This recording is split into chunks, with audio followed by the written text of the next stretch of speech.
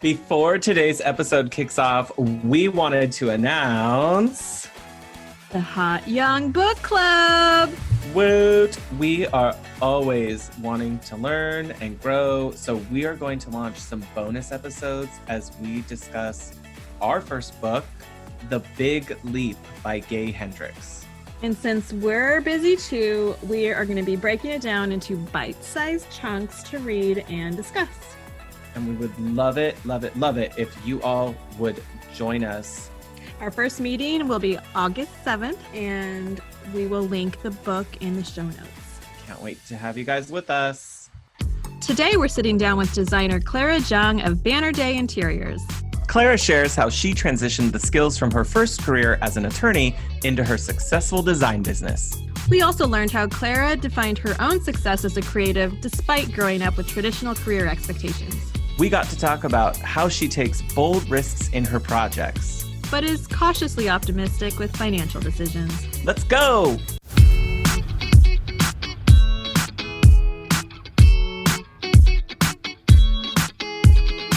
Hi, I'm Rebecca of Studio Plum. And I'm Shaun of Renstead Interiors. We're interior designers turned internet friends turned real life friends. Welcome to the Hot Young Designers Club podcast. We're not that hot. Or that young. Every week, we'll be spilling the tea on how a new generation of interior designers can run their businesses. Welcome to the club. Hi, Shaun. Yo, Rebecca, what's up? It's episode 15. Are we celebrating? What are we going to do?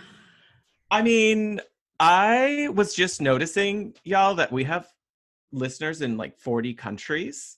And I'm definitely counting that single listener in Poland. So shout out to Poland.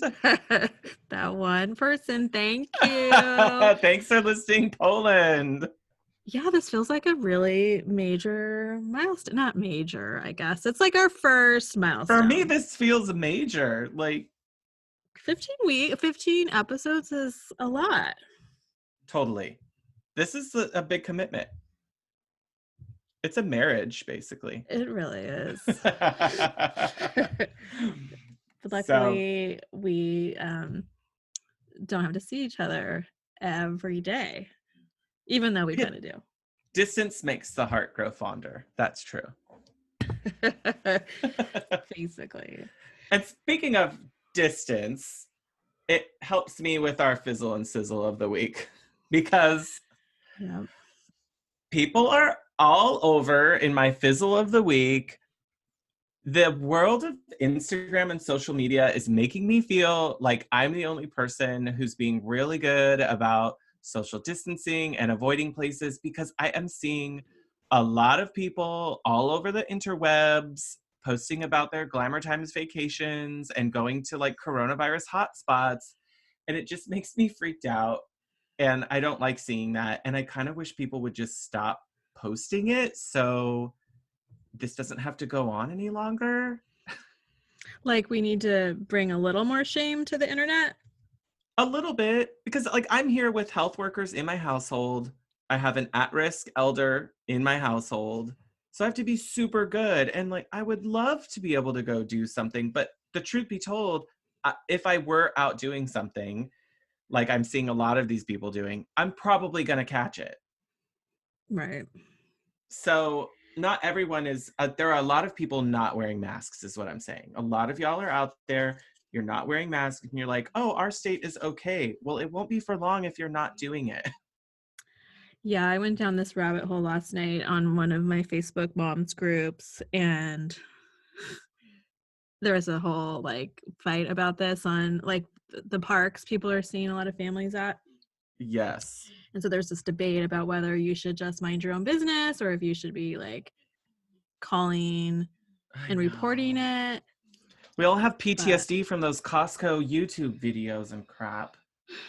Yeah, and the overall arching theme that was kind of a good message was like, are you a we or a me person? Oh. And how you teach like our kids, like when, because a lot of it is hard when your kid drives by the park, it is popping and you're like, What do We you can't like? go. Mommy's Yeah, just making it up because we want to keep you cooped up in our house. yes. So are you a person who puts carts back at the grocery store or not? Right. So that's my fizzle, is kind of trying to reconcile the world that's being presented online versus like the reality for a lot of us. And then my sizzle is, why the heck did everybody not tell me that I need to put oat milk in my coffee? Because I it's did tell you. amazing. Well, I just started. I'm not an early bandwagoner, I Adopter. guess. Yeah, I don't do that very quickly, but I didn't realize because I had been burned by how awful soy and almond milk taste in coffee. So I thought, "Oh great, here's another like watery substance I just throw in my coffee and it's going to make my really great coffee taste like crap." Or like pea So, milk or yeah, and this but actually it's just a bad oat milk name. oat milk, I know, pea milk. Bloop. Um, Oat milk has been amazing. It's a revelation. It makes my good coffee taste just as good, adds a nice little flavor to it. And, gotta be real, as you get older, real dairy milk is probably not the business anymore for some of us. So, Okay, and I told you about this in our real conversations, but I'm going to give you another plug for cold brew with cinnamon oat milk foam at Starbucks. I mean, if I make it to a Starbucks, I will. I just very Yes. rarely go to a Starbucks. But now that I'm an It's, oat milk lover, apparently it's a thing. yeah, it's So just a if you little don't know, now you splash. do. And for those of you who are out there who are like, oh, great, just another thing we made milk out of that's not really milk, please give it a shot. I waited too long, and I'm glad that I'm on board. Welcome. Welcome to the alternative milk lifestyle that Exactly. you can feel good Exactly. about. Totally. What's on your list of fizzles and sizzles for the week? So my fizzle is my office. I moved into our formal living room late last year, and it's a good sized space, but I'm just trying to like have too many make it work moments with the existing furniture. So I'm trying not to buy anything new really except for storage, and nothing just fits. I thought I had a really great solution figured out, and then I sat down and started a Zoom call with you and Yeah. realized my background was not up to par. So totally it needs to look good now because we're doing so many more calls, not just for you and I, but for a lot of other groups. And even I'm Zooming with a lot of clients, or I'm Right. recording like presentations. So it either needs to be neutral or it needs to be on fleek, which no one says on fleek anymore. So whatever. But Well, yeah, and I was thinking like, God, maybe I need to design some really cool like ceiling mounted maps that you could just pull down behind you, and it's uh-huh. like your little fake studio moment. So are we all turning into like cam shows now? Like we're Yeah, just we're gonna like be like broadcasters. YouTubers where we have to have like I actually feel a little bit ashamed that I looked up sort of like a baffle light diffuser this week. So apparently I need that. Yeah, I feel like we need to build our own little home studios. It's That's kind what of it's weird. turning into. Yeah. I mean, whether I wanted it or not, that's what's happening. So I'm still working on that, and I'm just frustrated and trying not to throw Naturally. money at it. And then my sizzle is related to your fizzle, kind of. My husband took our daughter to on a little daddy-daughter trip, and they were super socially distanced. Like they drove to San Diego and didn't get out of the car, which is kind of crazy. But That's a long drive. it's a long drive. I don't think I could have made it. But they were at the beach and wasn't crowded where they were. But I was home alone. I had my That's the little Kevin dream. moment. Yeah, for 4 days. So I got to tear apart my office and make a big mess all over the house. Didn't have to do dishes. It was great. I always like order whatever food that Shaun, my husband, would not normally eat whenever he leaves or he was away. I mean, it hasn't happened recently, but that's like my chance. Yeah, totally. I know I was a little busier than I would have wanted to be. Like I had a photo shoot and some meetings and stuff, but yeah, and I could stay up late and work whenever and not have to like be a good mom. It's that glimpse into our old lives that we don't have anymore. So we're just trying our best. I know. Trying. But it was nice. It was really great just to be alone and kind of like regroup before summer is over and the new whatever is going to happen for the fall starts. I mean, Apocalypse Part 12 coming at you. Should we get into the show? It is time. Let's jump in. All right. This meeting to order. We got to do it. We have a special guest with us today, Clara Jung of Banner Day Interiors. And a little bit about Clara. She left a career in corporate law to start Banner Day Consulting when she realized that legal research and courtroom appearances didn't satisfy her creative desires. So today, she pursues her passion for design by working with both institutional and residential clients to transform ordinary rooms into stylish spaces. And her goal with each engagement is to provide a comfortable place for her clients to live and work. And we're so excited to have Clara with us today. Welcome, Clara. Hi, guys. I'm so excited to be here. Thanks for having me. Welcome. We're so excited to have you. Huge fans. Thank you. I'm equally huge fans of your work, and this is something different, so I'm looking forward to chatting. Oh, cool.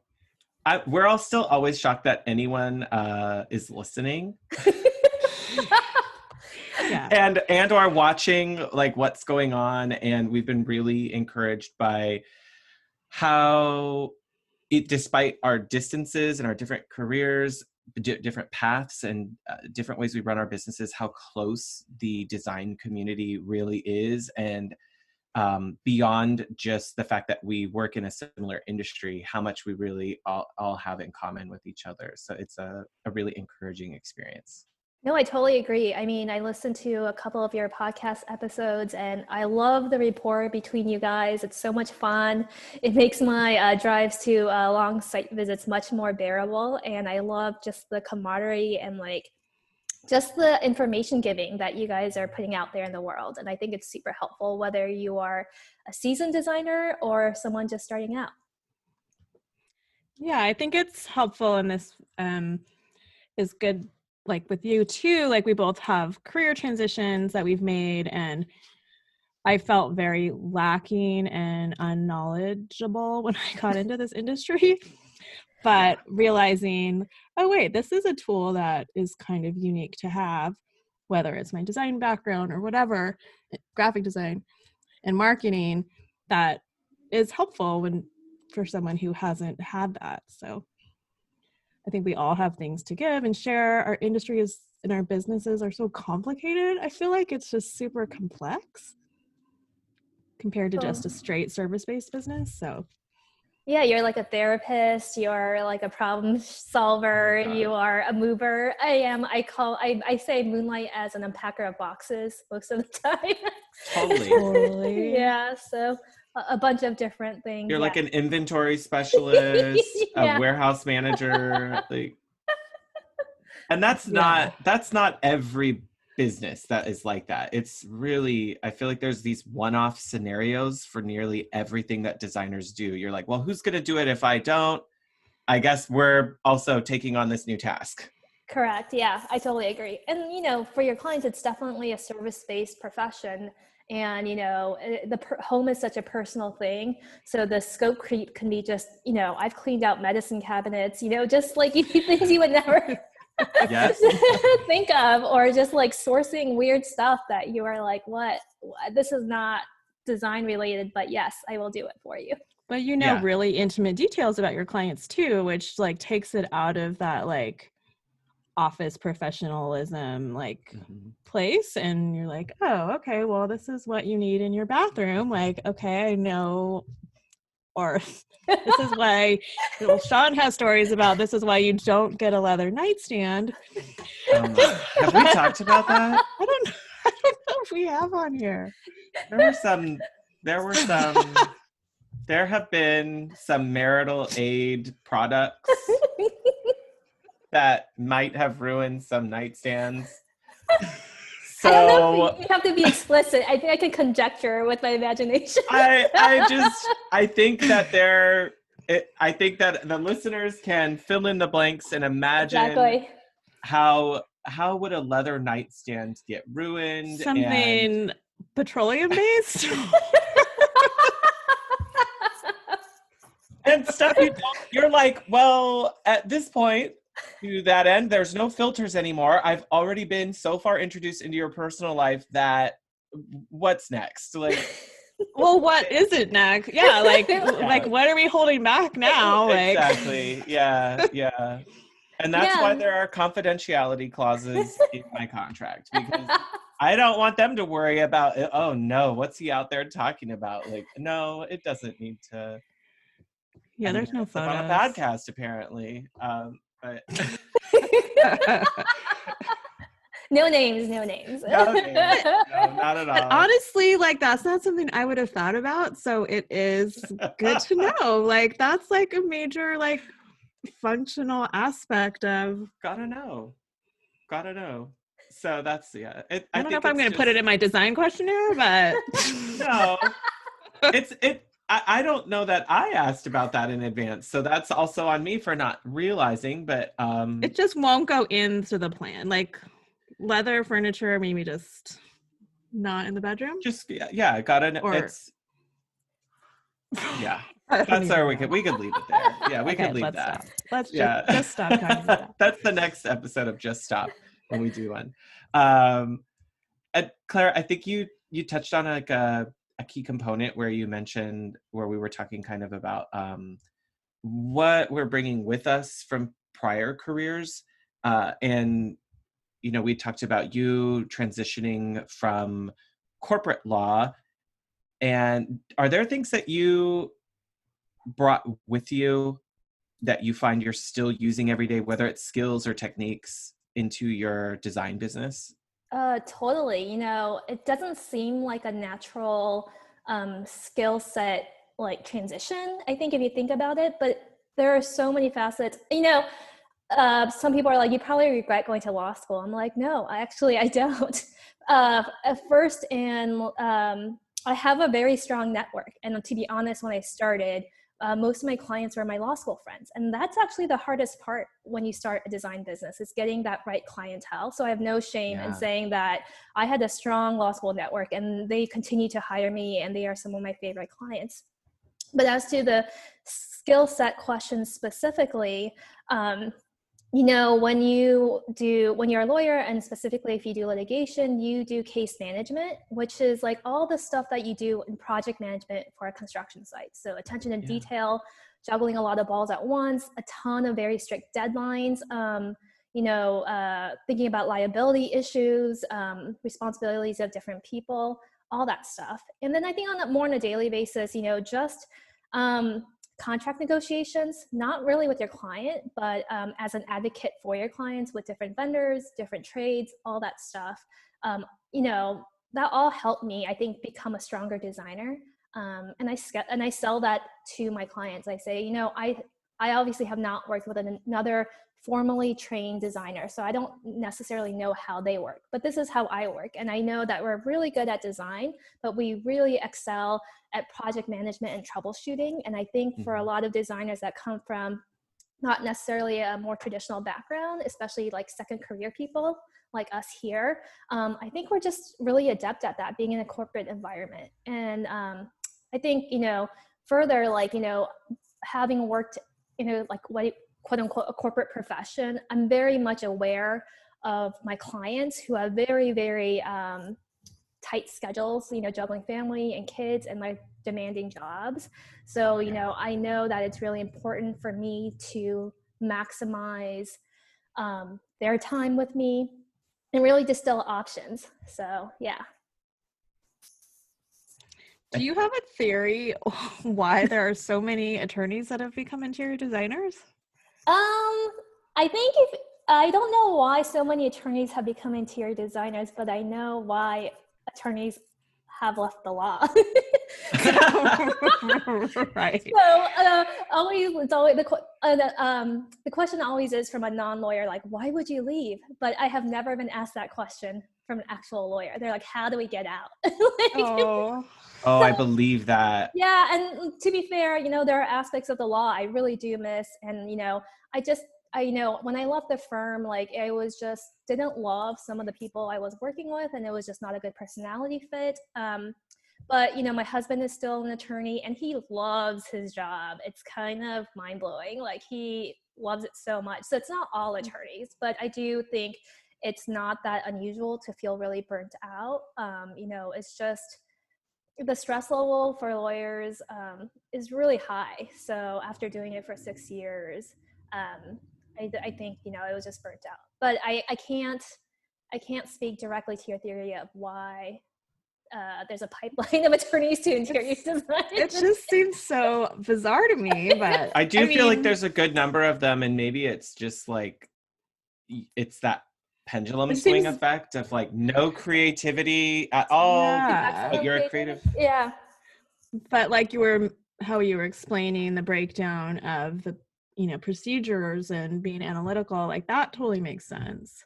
So maybe applying, because I do think from what I know that there's a lot of creative thinking involved in being an attorney, and recall and references and stuff. So I could see where that would be similar, but totally opposite of context.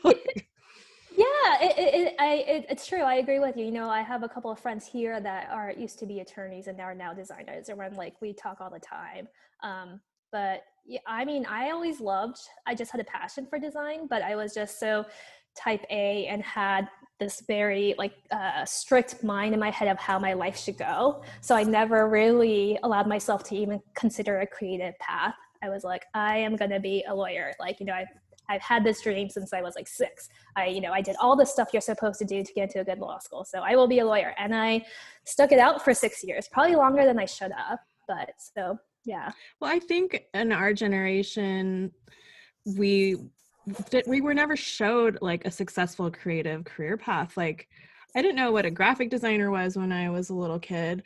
I knew what a fashion designer was, an architect, I don't but so we never had role models that were creative and successful and took a different path. Starving artist. That's kind of that's the mentality right. I went. It's oh well, if you're gonna do something creative, you're not gonna be able to support yourself. Or you're gonna have to be a teacher, teaching high school remedial art. Not that that's bad, but that was never something. Those were your options. Work with kids, so really limited.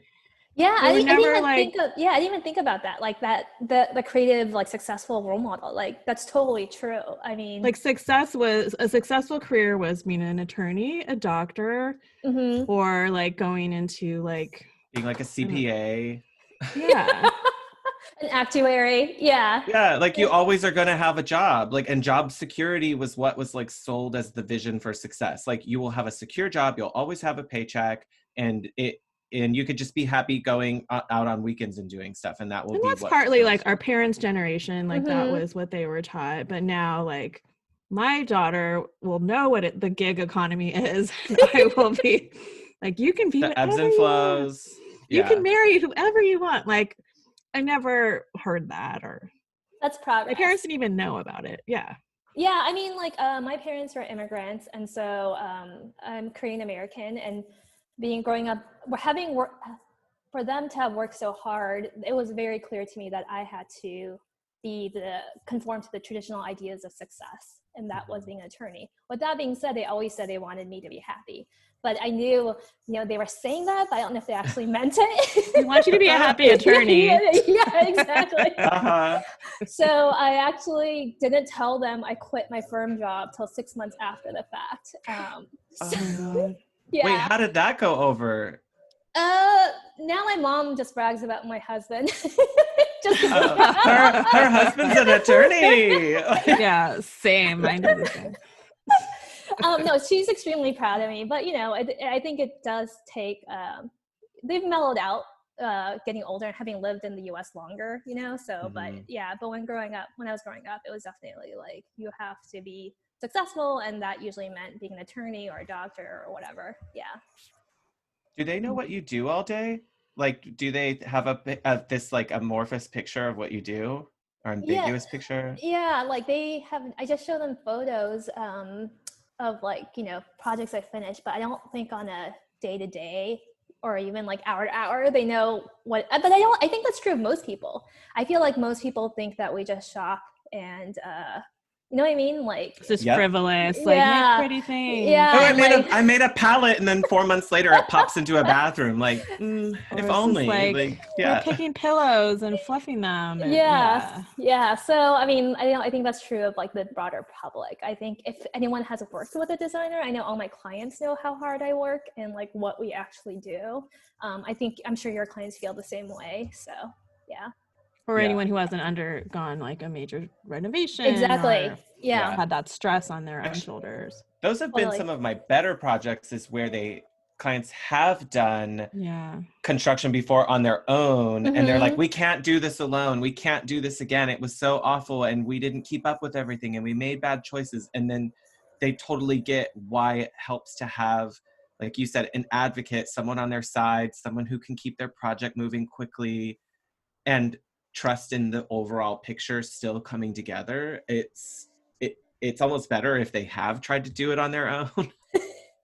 No, I totally agree with you, because they appreciate that you are handling everything they don't want to handle, and like the decision fatigue and everything else. So I totally agree. I think that's our real value add, is it's just the time and energy that they can then use on other things. Or if they don't have it to begin with, how are they going to dedicate it to a project like that? Exactly. Most of our clients are really busy and they have careers and they have families. And I mean, this might be controversial, but, I feel like hiring an interior designer is often a luxury, and that's because we fill in this hole that's actually extremely important. If you're spending $500,000 for a renovation, a designer should not be cheap, because that designer plays such a crucial role in the process and execution. So that's kind of my philosophy. Just part of the number. It's got to be baked into the price. Yeah. So so you said that you used to, like, your early clientele was a lot of law school friends. Where do most of your clients come from now, or what do you do to find new clients? Honestly, it's mostly still referral based. The large majority of my clients are from, you start with your inner circle and then slowly the rings spread out. But for the most part, it's still related to my broader network at this point, or just like clients that found me and now they're referring me to their friends. The only marketing I really spend money on is photo shoots. And that's, I don't really consider that marketing in the traditional sense. It's, it's like part of your portfolio, but you're not necessarily like putting yourself out there to get clients. So I know I am extremely lucky that way. I work really hard and I'm really confident, but you really need help, and to have friends that believe in you and to forward you business, that's an amazing thing. So yeah. It's really true. And so you mostly, I don't know if we said, you're in the Bay Area of Northern California. Correct. Are you in Oakland? I'm in Berkeley, like a quarter mile away from the boundary of Oakland and Berkeley. So I went to Cal for undergrad, and it's kind of like coming home. I grew up in Los Angeles. Hey. Yay! And then OC. Yeah, I'm a Valley girl myself. I don't know if you can tell by the inflection in my voice, but yeah. I know. I think we all have it.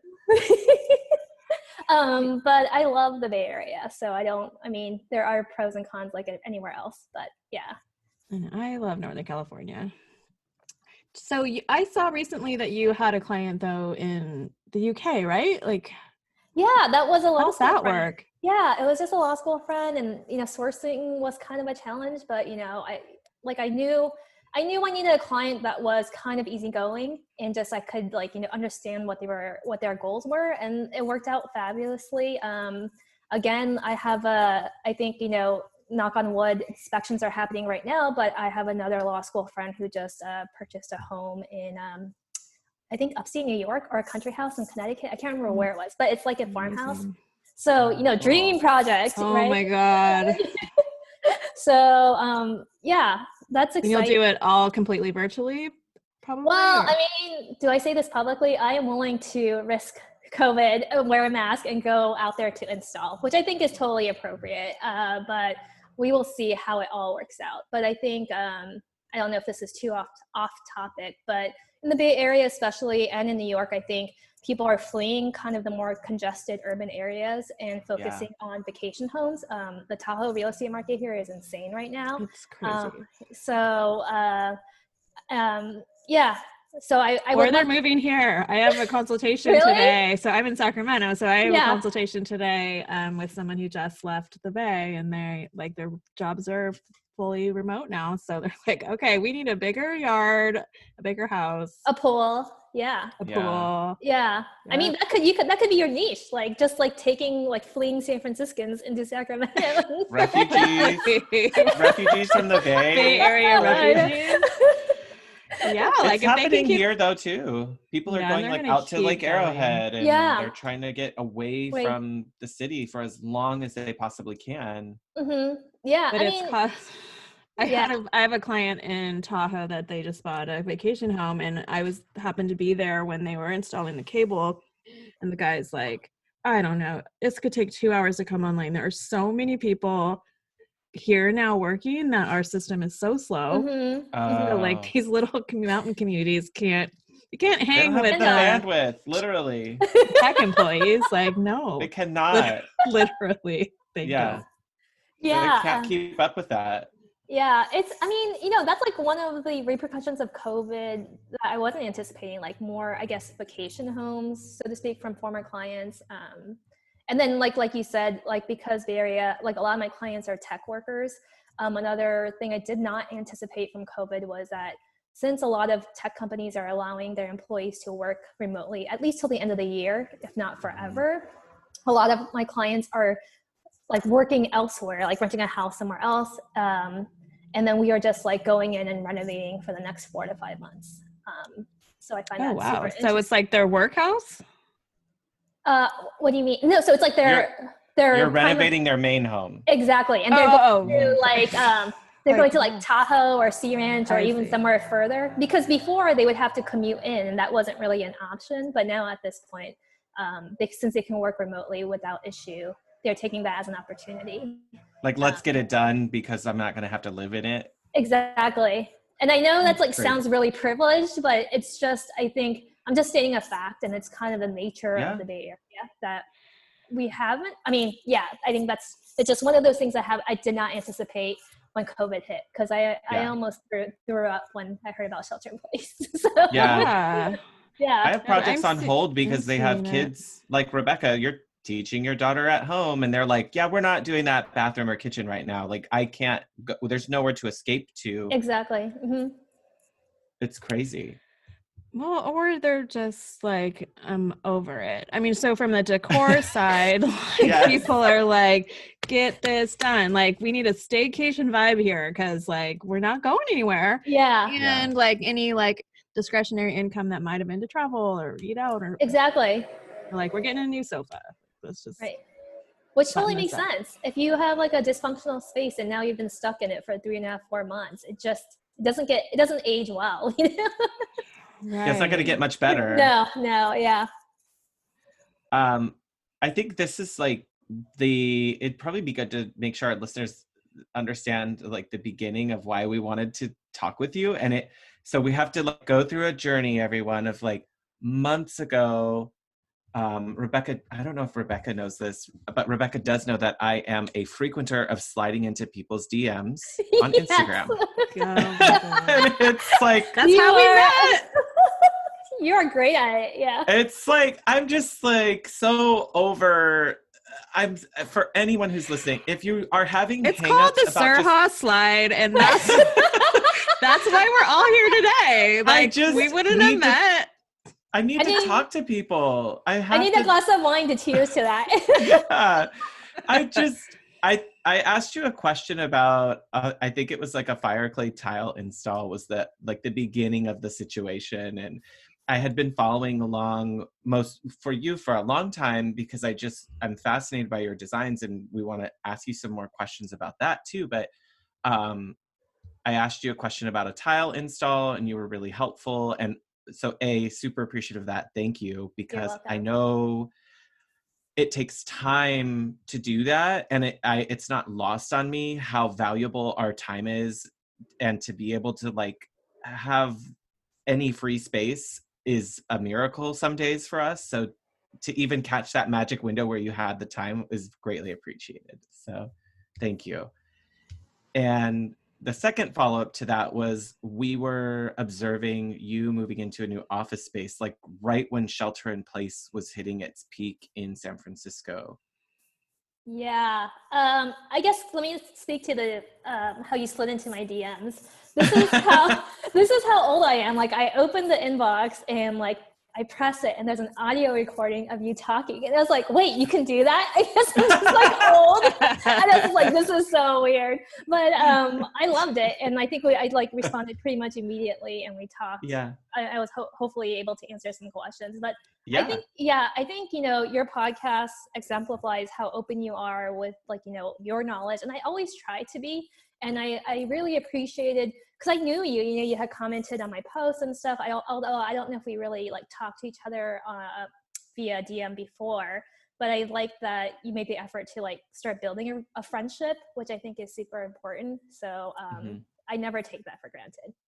But yes, I did sign my new office lease on March 1st. And I think shelter in place happened like March 7th. So yeah, so for the first 2 years, I worked out of my home like many other people. And then years like 3 to 6, I worked out of a tiny office, split rent with another designer, and my rent was $500. So it was like nothing. That's awesome. Yeah, I mean, but it was a closet. There were no windows. You know, it was not, you know, like an office where you really want to bring clients to. I was a lot more to store samples and like stuff for install. And then I made the big leap of like, okay, year 6, I'm ready. You know, I've tried to keep my overhead low, but it was actually unsustainable with the amount of people we had on our team, and having no natural light in your office is a challenge as a designer. And depressing. Yeah, it's super depressing. Yeah, it was like being back at in Michigan in the wintertime. So I was just like, no, thank you. And so I signed my lease March 1st. I bet incorrectly on COVID. I just thought it might be something that was passing or it wouldn't impact us much. And I was completely wrong. And so I did panic. I am a fairly risk adverse person, having been a lawyer. And I just thought, damn. Imagine? I was like, damn, I really effed up. And I was just, you know, I was having a meltdown, essentially. I hope no clients are listening to this, but I'm sure they understand because I have no filter. So I say stuff. Oh, we all had I don't think anyone would begrudge you a meltdown or two in the midst of a global pandemic. Like, you still obviously held it together to get through it for them. It's just, God. It doesn't mean that you weren't huddled in a corner. Crying. Or just drinking bottle after bottle of rosé. Yeah. So, you know, I have, you know, my own team, but I have a broader team of like contractors and trades that I work with. And, you know, everyone said, you will be fine, Clara. You have this. Like, you have like so much business. Like, you should not worry. You are so good at what you do. And, you know, it's you digest that, but it's hard to believe. But it ended up being true. Like, touching back to our earlier conversation about the repercussions of COVID, like, we are just really busy. April was significantly hard. That was when the shelter in place was really, really strict. And when May 1st, when I think it was around May 1st in the Bay Area, where they relaxed restrictions for construction, kind of like the floodgates opened for us. So we had like projects that had been on hold for a month and a half to 2 months, but then like we had talked about, people that are just so tired of their homes and wanted things done like ASAP. So I mean, I think about it and I was like, hey, I could have like, waited a little bit longer, probably negotiated a more favorable rate or whatever. But honestly, I don't really try to focus on that. I'm just thankful to have an office where I can come and work and not be in my house, and just somewhere different and spread out.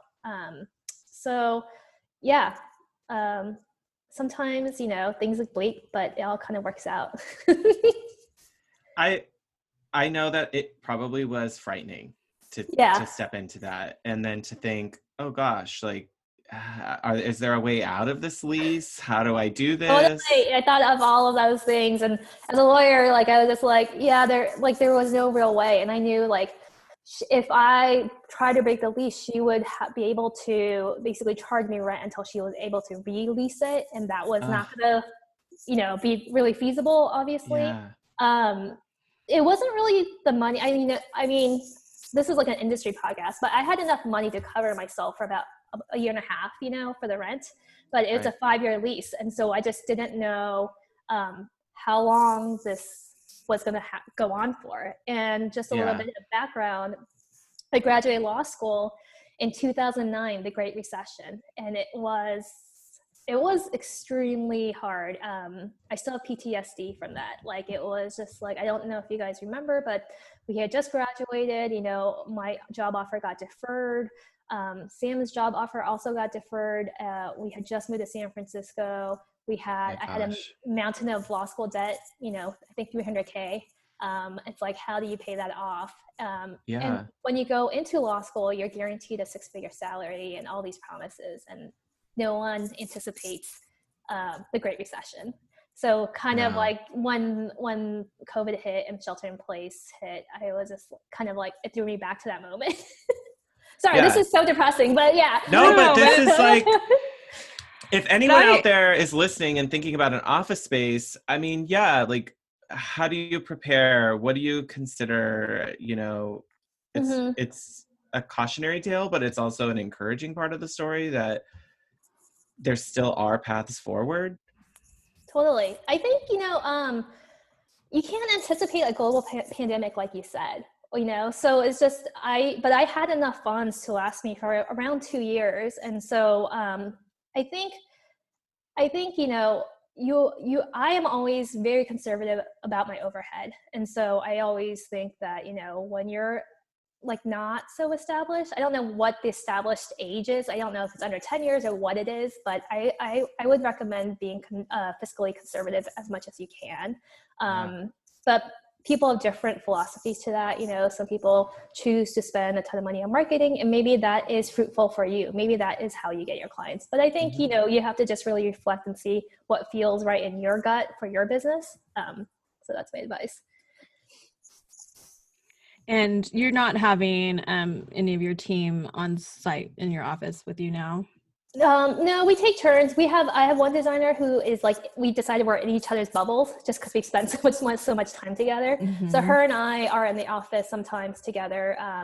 And our office is big enough that we can have clients come in 8 feet or 6 feet apart and then present that way. But honestly, often we just try to do it at their homes outside on the patio or something like that, which try to keep it safe. Yeah. Yeah.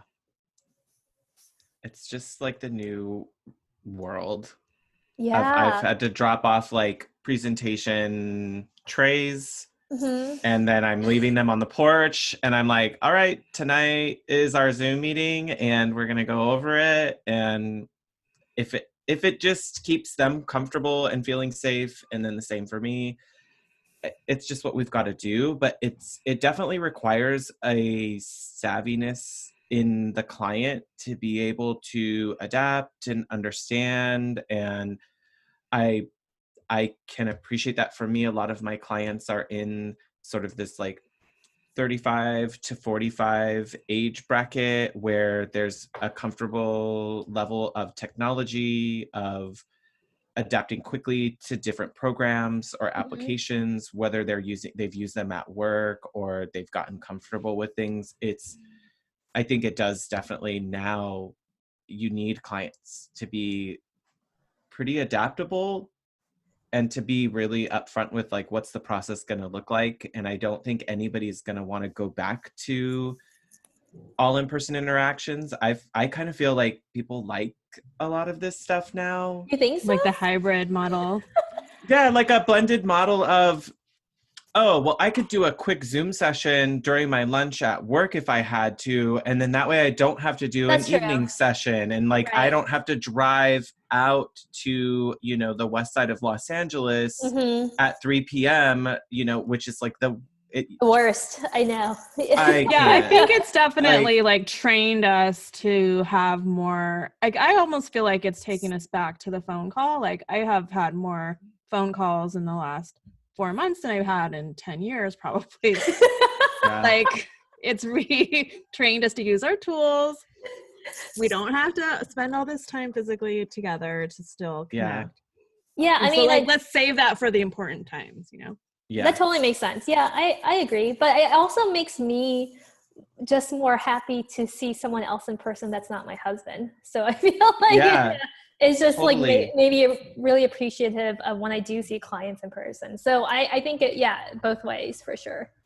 Yeah, there's a new blended approach, and I'm excited to see continually like what types of innovation it's going to continue to bring to our industry. You know, having particularly in Los Angeles and in the Bay Area, how a lot of showrooms have had to shut down, or trade shows some are going on, some aren't. That's a different topic of whether people are actually going to feel safe enough to go yet, but I think there's a lot of adaptation from our support and our vendors that needs to be there, and it's going to encourage them to make quick changes if they're going to be able to weather the storm too, because we're still looking at a long lead ahead of us for this. Yeah, it's interesting. I just got an email from a vendor, like a higher end rug vendor, and they're based out of Los Angeles. And we purchased a couple of rugs this past year. And she said that she was thinking of like renting a suite somewhere in San Francisco, and then having designers make appointments and just like to come view samples, and if I would feel comfortable doing that. And I said, yeah, and they would sanitize everything, obviously. And I said, yeah, that sounds cool. But yeah, that's like one way vendors are, I think, pivoting, trying to still be around and like, you know, see people without, you know, too much risk. So yeah. I'm trying to make sure that I stay close with designers that are in our circle, because we're all finding out. Wait, am I in that circle? You're in the Hot Young Club now, the Hot Young Designers Club. But it's just being able to share with each other or pay attention to when a new material or a new vendor or something that we should be learning from, because we're not gonna be exposed to as much of that for a while. Yeah, I agree with you. Yeah, I think that's really important to have like a circle of other designers who are not so proprietary about their information or how they work. And I love that aspect of like the colleagues who I can call on and be like, hey, what flooring did you use? And they're happy to share with me. It's not like we're stealing from each other. There's enough to go around. Totally.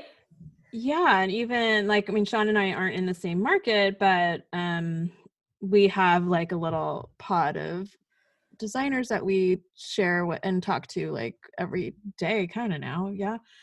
One of them is in my text same or area. Marco Polos or whatever. We're always, someone is connected with someone about, oh wait, what about this? And it keeps coming back. So helpful. So yeah, anyone listening that does not have that network, like I think it started with Facebook groups, right? Like, and that's how I think, I mean, I'm still kind of popping in and out on there, but if you can kind of cultivate this relationship, get that Surha slide going. It doesn't hurt to ask somebody.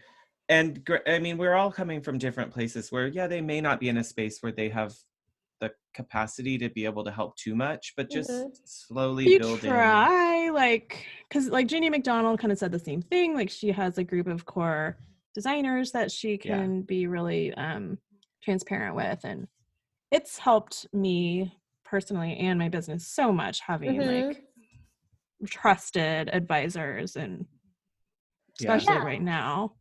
Yeah, I mean, I like how we talk about everything from like fees, like billing rates, and just how you structure your team and how much they pay their team, stuff like that. That really isn't even on like, you know, some Facebook groups, like that open transparency, because you know it's confidential. You know it's only amongst like 5 or 6 people. And yeah, I think it's pretty awesome. I think like the key is not to just like, which I have had happen to me, is just like ping me, having never talked to me, just like start asking me like for a copy of my contract or like all that stuff. Oh my God. Yeah. Yeah. It's like, and don't go in Just with, stop. with the intention of like trying to get like, with the intention of trying to retrieve something from me, because I'm not into that. Like, I feel like we're all here like to develop friendships and like professional relationships. So I feel like that's really important, like how you frame your approach to, say, another designer or someone else in the industry. Yeah, and you can just slowly like cultivate it. Like Shaun and I have talked about this before. Like we met through DMs on Instagram and then like slowly started chatting more. Then we had like our first Zoom date. Oh, cute. Before Vegas Market. So we decided to both decided to try to meet up at Vegas Market. I saw that in photo January. of you guys. I think it's on your website. And I was like, I'm only time we've met. Yeah, and so like it was like this weird like friend dating thing that I haven't done. Like, I don't know. It helped having a goal of going somewhere where we're going to meet up, but yeah. And you had an out. Like, it's not like we were sharing a room in Vegas. Like you could clearly be like, oh, I'm sorry, I missed you. I'm already at market. Oh, I'm going to be over here. And then, oops, I didn't see you. Like, there's a way to slide around it. If you were like, oh, it's not really, this isn't going to be someone I want to be around all day. Like, no, but it was destiny. And now you guys are doing a podcast together. Yeah. Now we're like we're in a COVID pod through Zoom. Yeah, this is Marco Polo. It's a long distance relationship. We're making it work.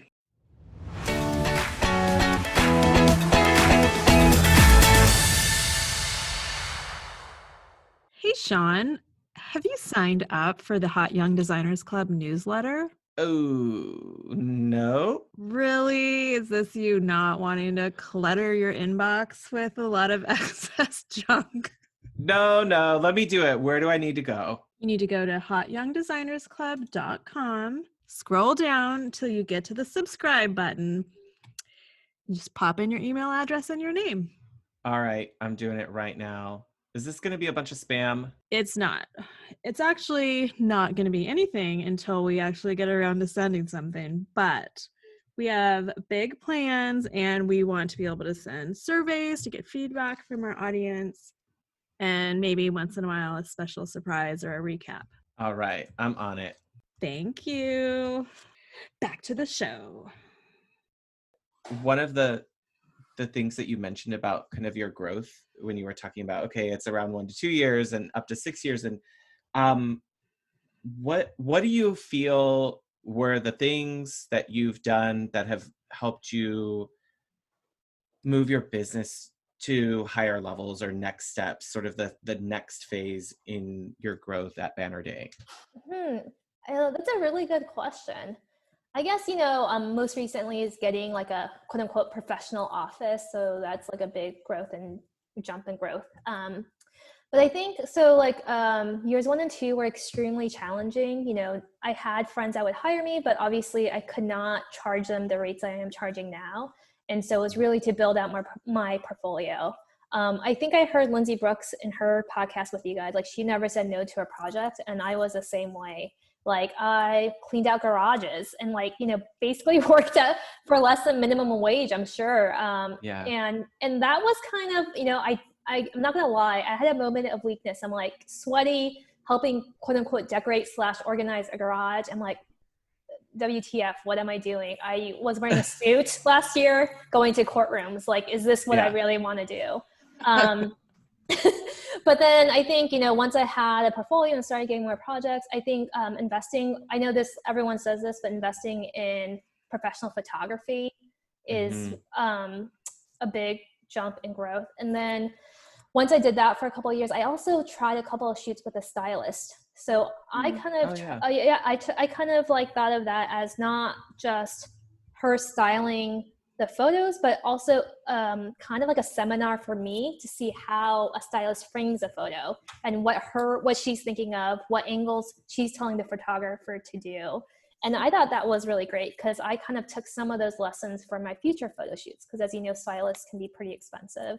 So yeah, so I thought that was like another thing, kind of like in the middle years, where I was like, okay, I'm already using a professional photographer for most of my shoots. What else can I do? And then I thought using a stylist. And then after that, I think it was year 4 or 5, I got rebranded and had like my website redone.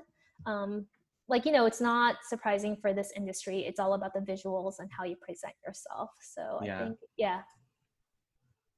So all those little investments matter. And you worked with the Identity Collective. Yeah, with Anastasia, right? Mm-hmm. Yeah, I want to say it was about I don't know, 2.5, 3 years ago. I think I was one of the first on the front end of the like kind of website for interior, when she decided to focus on interior designers only. Yeah. So, yeah, so that was cool. Yeah, I was listening to her on your podcast, and then she DM'd me, and so I couldn't stop laughing because I just thought, what are the odds? I know, yeah. She always is really like forthcoming with the advice, and I think she recognized that like even with giving out information, there's still an audience who's like, yeah, this is great, you give me all this stuff I can DIY, but I don't have the time or the energy or capacity to DIY this, and I recognize you're an expert in this field, and I just need you to do it in much of the same way that our clients come to us. Is like, I'm sure I could figure this out, but it would take me 1.5 years to remodel my master bathroom. Like, and I don't want to do that. Exactly. Yeah. I mean, I don't, you know, I am still fiscally conservative. You know, my office rent is my biggest overhead, but I definitely delegate things that like graphic design, website management.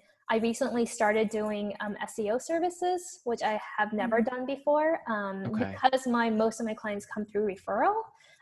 But I just thought, why not try it out? So I'm trying it out this year and seeing how that goes. But I know a lot of my peers in the Bay Area often do a ton of SEO on a monthly basis for their websites, and they get a lot of leads. So I think it's interesting that you kind of like self reflect on yourself as being risk adverse, which I'm sure you are in certain ways, but like I look at your work and your big change in your career, like your work is so bold. Like you take the riskiest moves with tile, which is amazing. Like I feel like in pattern, like I feel like it really defines your style, and it makes you stand out. Thank you. I mean, that's like, I feel so basic sometimes. Oh my God. No. I feel like so there's something so joyful about it. Like it has like a happiness and a cheerfulness about the spaces that you put together. Oh my God, you guys totally made my day. Yeah. Like sometimes, you know, being in I don't think you are risk adverse. I think you're like maybe like cautious, conservative wannabe. Like I think it's the opposite. It's hard to shake it off if that was sort of the path that you came on, and because you made really big, bold moves, and that seems like what you've always been, possibly, is somebody who wants to take risks and try new things and push herself in her life and work.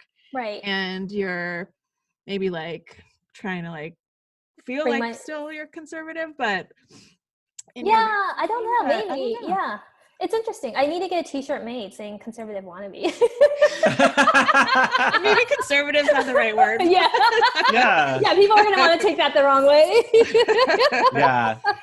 I think there is a level of like risk, and I don't know. I look at the spaces you're creating, and there's bravery. Like maybe risk isn't the right word, and it's just being brave and bold with. And just very trust that process.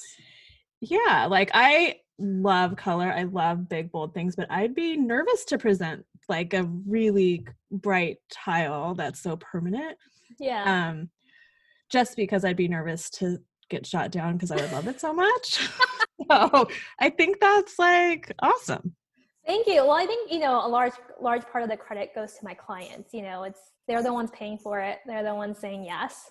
And so, so I think. But you have to put yourself out there. It's vulnerable, especially in the beginning when you don't totally have the chops or the track record to put yourself out and say, I think this will look good. I know it's going to work. Trust me.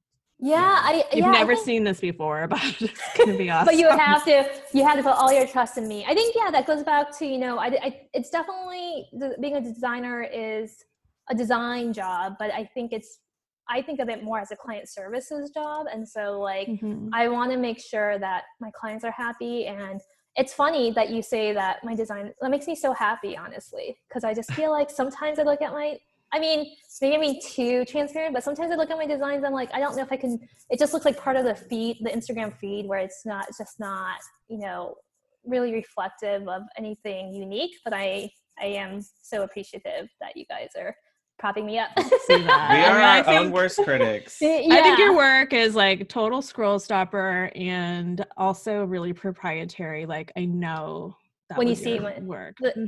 Thank you. Yeah, the tile stuff and stuff like that, it comes with just having done it for a little bit longer. But I have to say, I think, I had a client, she was one of my earlier clients, and she had she was very bold and loved color, and she's show me more. She wanted more. And so she kind of built my confidence. I know when something works. So if you give me the opportunity to say, you can do whatever you want, and just present it to me, then that's just really freeing. You know what I mean? So yeah. So it's liberating. It is liberating. That's why you hope that you get clients that are a good fit, right? Yes. Yeah.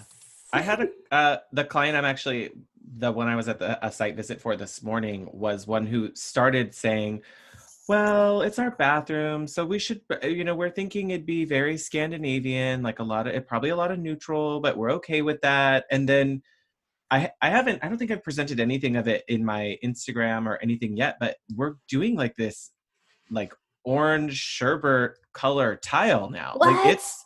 It's going to be fantastic. And I'm really, really psyched to see it all done, because I think it's just going to look beautiful and it's going to have such a different energy, but still relaxing. It's still going to be beautiful. Yep. And I'm so great. I haven't even seen it yet, and I'm already grateful that they are taking that risk, and that they were the ones who were actually, this is beautiful, seeing it with some neutral ideas, but I think we really want to see it go further, and that they trust enough in me to make sure it executes properly, and that they trust themselves to know, what, we can handle this. We definitely can do this. That's amazing. I can't wait to see the tile. But I also think not clients, but I think just people have this idea that because something is bold or colorful, it's somehow not timeless or classic. I think that it is a total false perception of things. You can look at 90s beige maple cabinets, and that's not colorful nor bold, but it's definitely dated. Right. So it's just I think it's, as long as something has a certain taste level to it, it should be timeless and classic for as long as it needs to be, right? Well, and on that note, nothing's gonna look great forever. It's just not. So in 30 years, you should probably think about changing it, and no matter what it looks like. So I was just in an old Spanish time's home. Up. Yeah. Well, an old Spanish home, I was oh, this tile was probably gorgeous when it was new, and I don't even hate the colors, but what I hate is the cracks in the subfloor that are causing cracks in the tile, or the grout is really not been maintained that well, and so it's really dingy looking. And it was less about, this orange and black sort of Art Deco color scheme didn't bother me. Right. It was the care and maintenance over time just wasn't going to hold up anymore, and it's still beautiful. It's just, I think that's what. Yeah, it's old. And it happens, and tastes change, and no one says you got to put it back in exactly the way you found it. So do something that you're gonna love if you're gonna have to go through all the energy and time and money. Have you seen that trend of, I don't know if it's a new trend, but I've been seeing people doing it on Instagram who are remodeling and putting notes to the future homeowners in their walls? Yeah. And it's they'll write a little letter and put pictures of them, Some of them are like funny. Like, if you Yeah. see this, like, why did you take out my beautiful bathroom? Put it back was the way perfect it the way it was. was. Yeah. Yeah. That's hilarious. I kind of like that. I know. Because I've also had a friend who did a renovation and she found like voodoo dolls in her Okay, that's walls. creepy. Like I did weird stuff and like that the contractors might have done, or I don't know. I did You one need to where get like a shaman in there or something. Yeah. you need to sage it out. Yeah. We did one where it was like a 1920s home in Oakland, and the original wallpaper was there, and we removed the wallpaper, and on the plaster walls was this like huge caricature that someone had done in pencil on the walls. That was so cool, and it was like dated and everything, but there was like no way to save it. You know what I mean? It was just Yeah. But I think that's interesting. Now I want to go to all my site visits and like put stuff in the walls. I know, because I always like, even when you just see like the old, like we've been doing a lot in our house and it was built in 1960, but just even seeing like the marks from like the contractors, the handwriting. Yeah. I just It's so love much all the fun. like little fingerprints of people from the past. Totally. I love it.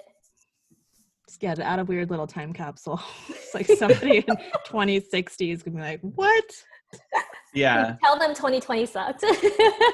Yeah. Help! Yeah, like put a note to Google COVID-19, and then that way they can, because it'll be a different generation at that point. So they might as well have a refresher of what it was like trying to go through that. Or send them a photo of what it looked like before so they can see like the third route. I don't know. Okay, I'm getting too off track. It's gonna get meta. Yeah. Clara, you mentioned in your topics client services and management. Do you have any systems that you're using to keep yourself organized, or apps or programs that you find help you navigate your day to day? Yeah, I mean, I don't think, sadly, I don't know if I have anything that is like something that most people haven't heard of, but for our team, so that's the Banner Day team, we use Asana to keep track of tasks, I want to say. And then Ivy, of course, for invoicing and like purchase orders and proposals and stuff like that. And then we use actually a lot of Google Sheets. So that's because we want like contractors and subcontractors to be able to access our spec sheets. And so we find that Google Sheets are like most people get it. We try to universal. And it's always up to date. If you've published it, you don't have to worry about, oh wait, what version did I send them last? Exactly. Yeah. So, but for like spec sheets, we usually, this is a lesson, I guess, a small lesson, but we only have one person who's allowed to edit, because then you know what you're like. So if you have two people editing a cell based or info, you're not necessarily notified of what those updates are. So we just have one person be in charge, like the author of that spec sheet. And we don't let clients change anything. We don't let contractors change anything. We just have like one of our junior designers change stuff. So then by the time that she's changing something, everyone on the team and the clients know that this change is happening, if that makes sense. Yeah. And then I think that's it. Sorry, I mean, I am not the most tech forward. I don't like using a ton of different programs. So, and then we use Slack for our designer masterminds group, and I'm just learning how to use it. So I've heard really good things about Slack. Yeah. So I haven't used it. Oh, okay, good. I'm not alone. I always feel like an old dinosaur. I'm like, I don't know what this is. Rebecca's probably introduced me to more apps and programs than I would normally. An app a day, like really? Yeah.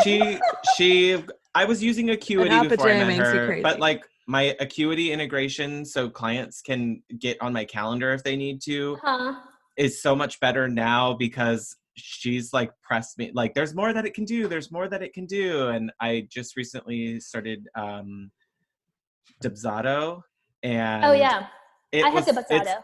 It was already like so much easier than the process that I was using with these like spreadsheets for stuff, and then sending it and then getting it back and then getting signatures. It's just like I probably waited too long, and I knew that, but it's slowly about making it smoother and easier for myself to have free time. And I I don't need more programs. Yeah, Like, exactly. I remember I was just thinking when I was growing up, I remember watching like Nick at Night and black and white television. And I was like, none of yeah. these kids know what this is. And so it's like I love technology and embrace it, but I don't know how much I don't know if I'm like great at adopting it. Maybe I need to make an appointment with Rebecca so she can just like I know. I'm actually like, I go too far. So Shaun probably doesn't adopt things right away because he's like, oh, not another app. right. Like I literally Yeah, have I'm to not like an early defend adopter. myself. I have to defend my need for a new app. I haven't even told you that I started using Evernote again.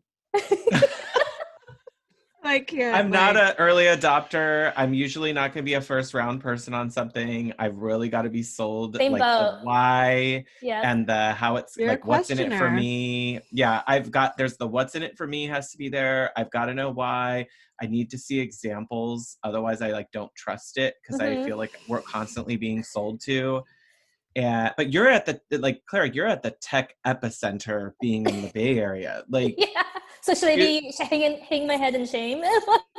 No, not at all. But like everybody's there. So you are like probably hearing about all sorts of upstart types of things that you're like, okay, like let me know if you're still in business in 6 months. Like Right. there's all these new ideas out there. I mean, there is I'm not, if I don't work at a hedge fund or, a VC firm. So I don't know like the new and upcoming companies, but I do have a lot of clients that work at tech firms. And what's funny is that like for the most part, most clients are not, I know there's this new trend of like integrating technology into the home and like, what can you do like via Bluetooth and via voice. And I was like, oh, do I have to learn up on this? But honestly, like 99% of my clients don't care to have it or are not interested, which I find kind of fascinating. I mean, I'm more old school too. So, I totally get it. But the most tech forward things we've done are like Lutron, motorized shades and maybe a couple of like Bluetooth light switches. But I think, I don't know. I guess I should survey my clients more, but it's not as tech forward as you would think as far as integrating that into the home design. I think audio is about the only thing that I've consistently had brought up, like in Southern California, a lot of indoor, outdoor, and people are like, okay, I need my outdoor speakers to be able to create different zones or play everything throughout the entertaining spaces, and that all needs to coordinate. And usually by then it's like an AV subcontractor because I'm not doing that or speccing it, so I don't have to learn it. Or same thing with alarm systems. Like I don't have to know that. I just know I got to get them in there for stuff before the walls are closed up for different sensors or whatever. So I just have to rely on their expertise because I don't have room in my head to remember all that. Leave the Wi-Fi details enabled. Yeah. Let them do their job and just tell me where a switch needs to be and I'll make it look good. On And the I'll make sure plan. I'll make sure the switch is in a logical place, not the easiest place for it to be, but like the space where from a human perspective, like where does your hand want to reach for that switch when you walk through the door? And that's my job. So not like behind an open door. Yeah. Or just like you don't even think like when you're walking into spaces and a lot of like three-way switches, it's important to think of like where's the opposite side to this switch? Like will it be near where you want it to be when or are you gonna have to go out of your way to do it? And does it make sense? Like that's a lot of our job, I feel like, when we're walking through sites is this just doesn't make sense. And I think it's a trigger word for a lot of my clients. I mean, you don't want to be the designer where the project is complete and someone else walks in and they're like, where's the light switch? Who is the designer? Like, what? Yeah. How did they miss that? And you're like, oh, that's like the one thing that now you don't want to hire me because of one. Yeah. And it probably would be. Yeah. It's funny. But going back to what you were saying earlier about tech, it's funny. Like, I think, like Rebecca said earlier, we do so many phone calls, especially with contractors and subs. So it's actually more old school because, you kind of have to work with them and they are not in front of a computer all day. And they it's hard for them to respond to emails. And I've just learned that, sometimes it's like 1,000 times faster to just pick up a phone and be like, hey, what's up? Completely.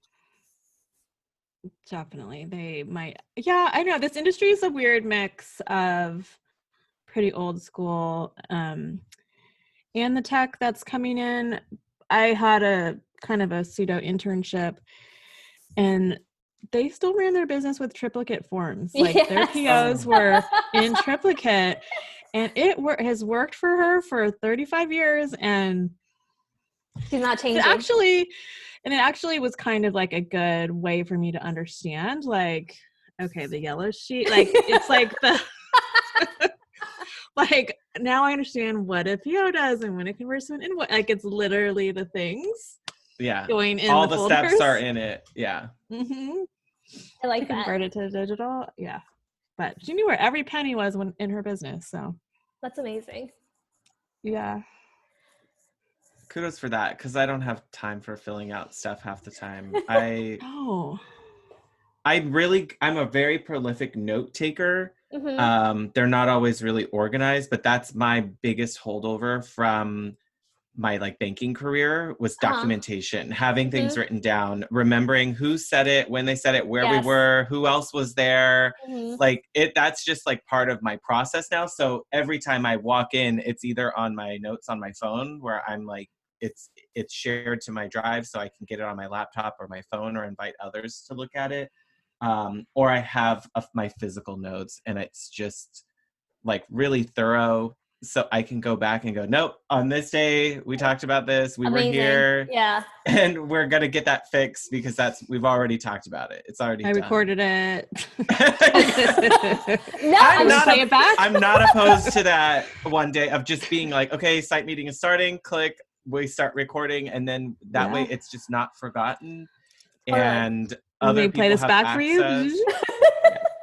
That's why now I encourage contractors to, if we're talking about a change, I'm like, get your red marker out and write it on the studs of the wall. Like that way it's there. Well, that's a good idea. Down. Like, I bet you that makes you such a good designer. Cause I'm kind of the same way as a lawyer. Document everything. Like I don't trust anyone. It's basically kind of I want the email like as we discussed, and then it's like 12 bullet points of that day's site meeting. So I don't have to say per my last email. Yeah, totally. Yeah. Like That's like the passive aggressive office culture. For sure. I mean, I am famous for saying that, but honestly, I've learned recently. I started invoking having a junior designer on longer calls with clients or contractors, because sometimes I can't think and take notes at the same time. So she takes the notes and then she sends an email to the team and everyone else and recaps everything in bullet points, which is actually worth her time to do that. And it's not really a CYA measure. It's really just a measure to make sure that everything is documented, the contractor is on track, the clients know what's happening, and there's like just no holes in the system. Yeah.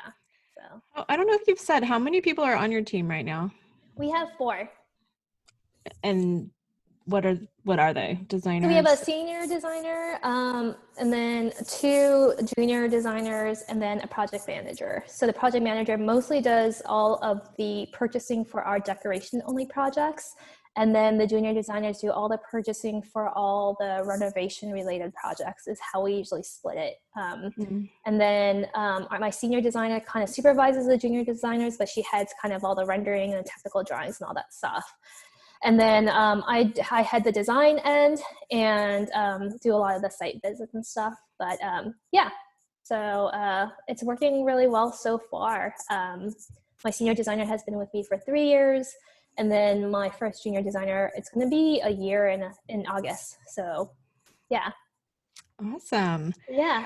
I've been thinking lately about just documenting my processes better and starting this actual like procedure binder. Do you have like an SOP binder that you've made or anything like that? Yeah, I do. I just made it earlier this year. So awesome.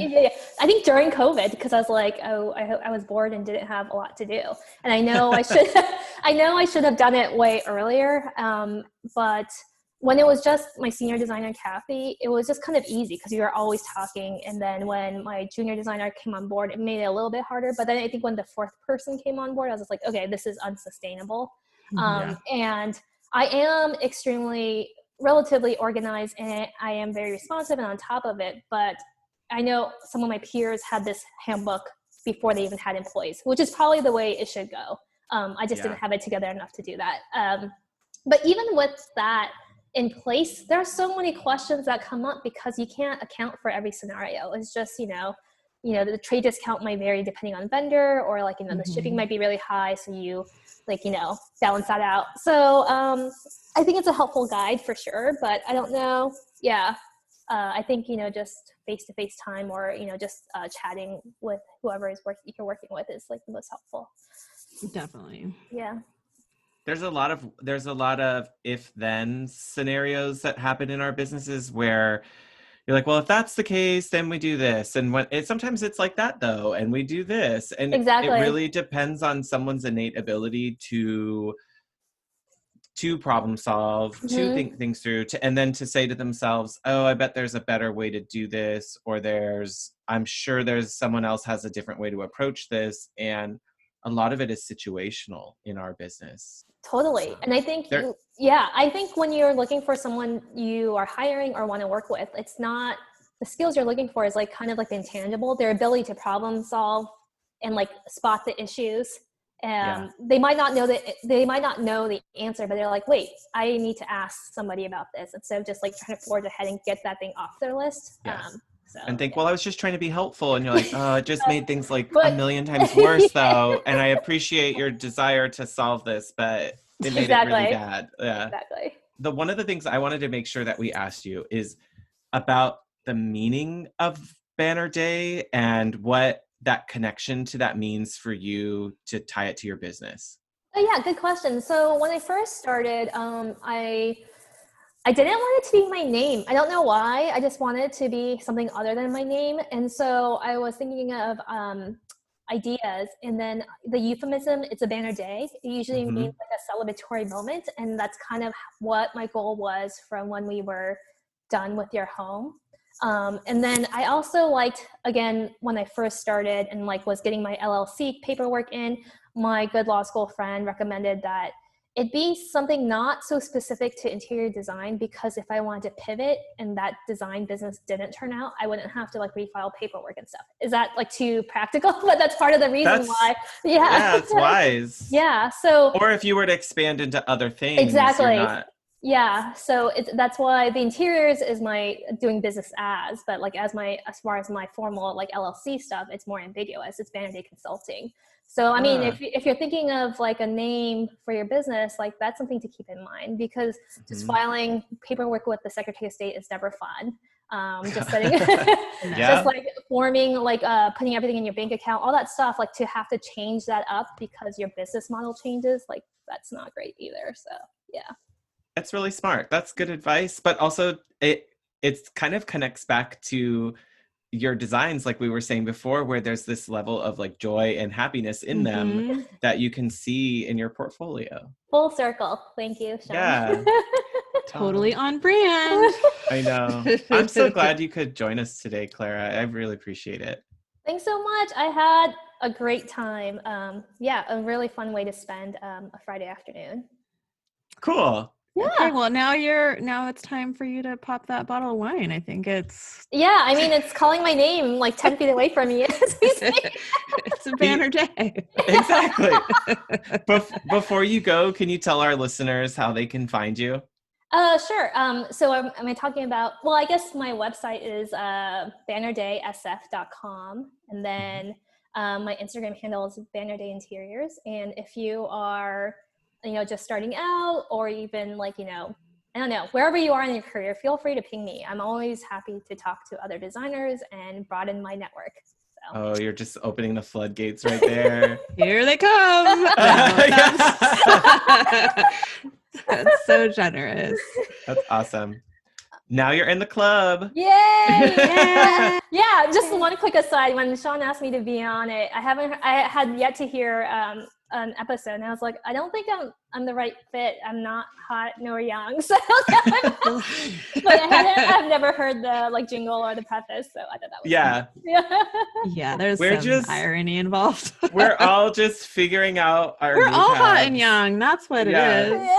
We're all hot and young, and we just come into it at different stages, and I'm excited. I think that it's more about finding ways to help each other, with support and with good intentions. And we've been really stoked to see the community of designers that have come together at all different stages of their careers. So we can't wait to share this interview with them. Yay! So many hearts. Yeah. Thank you so much, Clara. Thanks, guys. Bye.